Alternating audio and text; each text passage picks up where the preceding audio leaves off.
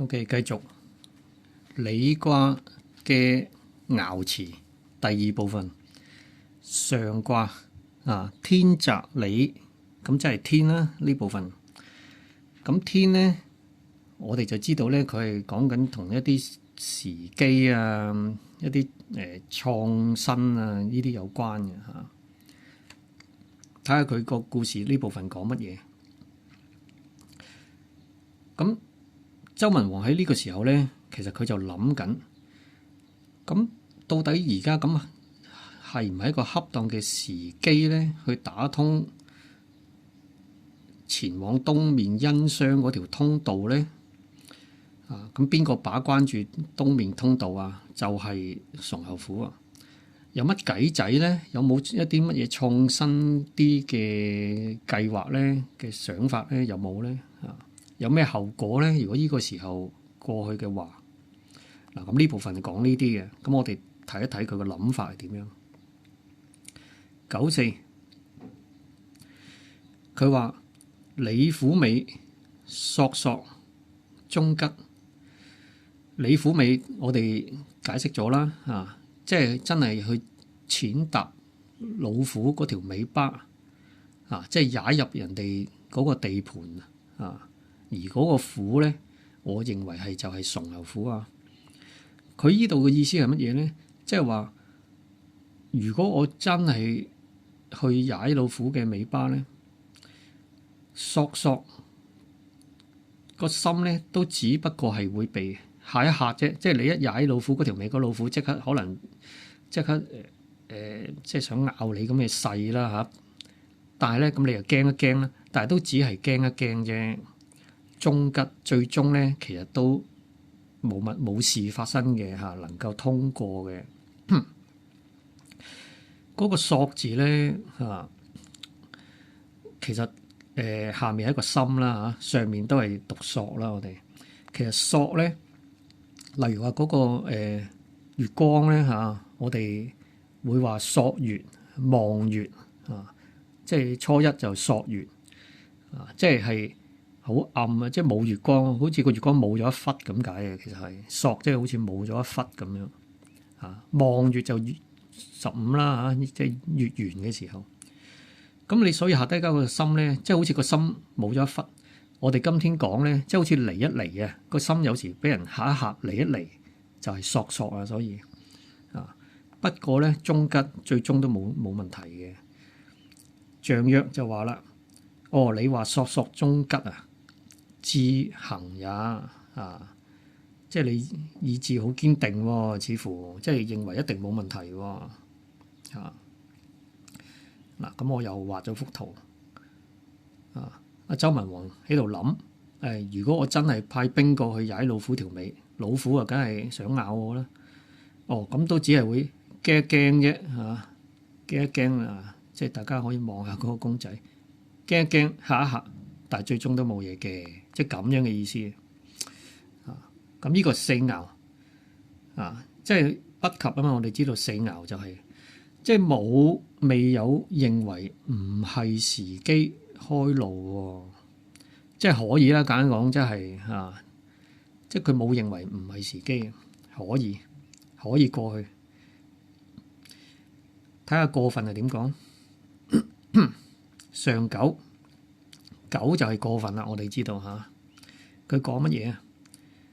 佢話事履考長其旋元吉。事履考長意思即係話佢事呢個履就係開路啦。我哋即係解釋咗啦即係佢事前往開路咧，就有如乜嘢咧？有如好似送羊入虎口嘅一個咁樣嘅考驗。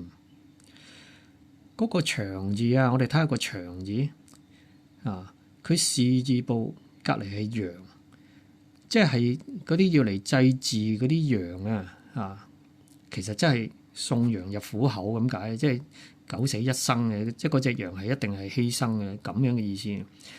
事履考長，即係佢認為，如果我呢個時候去出征行向東面嗰度行，打通呢條路行過去，就等於送羊入虎口啊。跟住佢話其船原吉，乜嘢叫船啊？船咧其實即係我哋今天都會話咩海船歸來係咪？我哋會話其實船咧意思即係其實以當時嚟講咧係退兵咁解。退兵咧就能夠圓吉啦嚇，圓吉個意思咧係和好如初咁解啊，重新開始和好如初咁啊叫圓吉啊。其船圓吉即係話如果我呢個時候即係懸崖勒馬退兵咁樣咧就能夠和好如初啦嚇。嗱，我哋好快脆立一立個船字，甲骨文咧。其實佢係一支軍旗嚟嘅，上面下低咧係一個子字嚟嘅啊，即係回歸咁解啦嚇。去到金文嘅時候咧，就變咗咁樣寫啦，即係都係一支軍旗，下低有個子字啊。咁啊，孔子點講啊？象曰：元吉在上，就大有慶也啦啊！孔子嘅角度咧就係評論佢咧，佢話：如果你能夠明白到和好如初就係最好噶啦嚇，在上即係最好噶啦嚇，最優先嘅。咁大家就可以慶祝啦，即係唔使打仗啊嚇。即係呢個係孔子嘅評論，同周文王嘅意思冇，即係唔係同一個意思嚟噶嚇啊。咁所以嗱，我有畫公仔去表達啦嚇，即係周文王佢個諗法，哇！我而家過去咪即係好似隻羊咁樣行過去啊，俾老虎食，咁咪送羊入虎口啊！咁都係其船圓吉啊，都係翻轉頭啦啊！個軍隊翻轉頭就大家嚇當冇事發生咁啊，從頭嚟過啦咁樣嘅諗法。其實咁樣嘅諗法真係乜嘢咧？係過分地認為唔能夠呢個時刻去開路，即係同樣都係一個好悲觀嘅諗法，即係認為一定死緊㗎。如果呢個時候過去就死緊啊！咁頭先四爻就係話咩啊？就係話冇嘢嘅，最多嚇一嚇嘅啫嚇，咁樣嘅意思啊嘛啊！咁兩個都唔恰當嘅，即係啊一個就過分樂觀，一個就過分悲觀。咁最恰當係點咧？嗱，我哋睇五爻，五爻就係一個最恰當嘅做法。咁佢就話：怪你啊，精麗無夠啊，6隻字嘅啫。怪你，咩叫怪你咧？嗰個怪字咧，嗱，我哋今天其實都好似唔係好掌握佢真正嗰個意思嘅嚇。好在64卦入面有怪卦噶嘛，我哋知道有個卦根本就係叫做怪卦。咁喺怪卦嗰度，其實我哋已經有講解過啦嚇，到底個怪字點解啊？咁我呢度唔詳細講啦，有興趣可以睇翻怪卦。咁簡單講咧，怪咧就係分開咁解啊，就唔係缺咁解。好多人覺得係怪即係缺咧，其實係分開咁解。咁喺呢度嚟講咧，其實佢個意思咩叫怪你咧？即係話分頭啊！我認為最貼切嘅講法咧就係分頭，即係其實。大家記唔記得最開頭講嗰個卦名嘅時候，點解我話同個理字可能有關係啊？即係嗰個道理嗰個理啊，因為嗰個理字咧，其實佢係講緊玉石上嗰啲紋理啊嘛。玉石上嗰啲紋理係點嘅咧？就係即係中環交錯，咁佢有時咧。嗰啲嗰個紋路咧，有時就突然間會分開，但係有時佢又合翻埋嘅喎啊！嗰個分開咧就係怪咁嘅意思啊！嚇，咁大家睇翻怪卦咧，亦都明白啊！即係其實有時你由一個點，你目的想去另一個點，係咪得一條路嘅咧？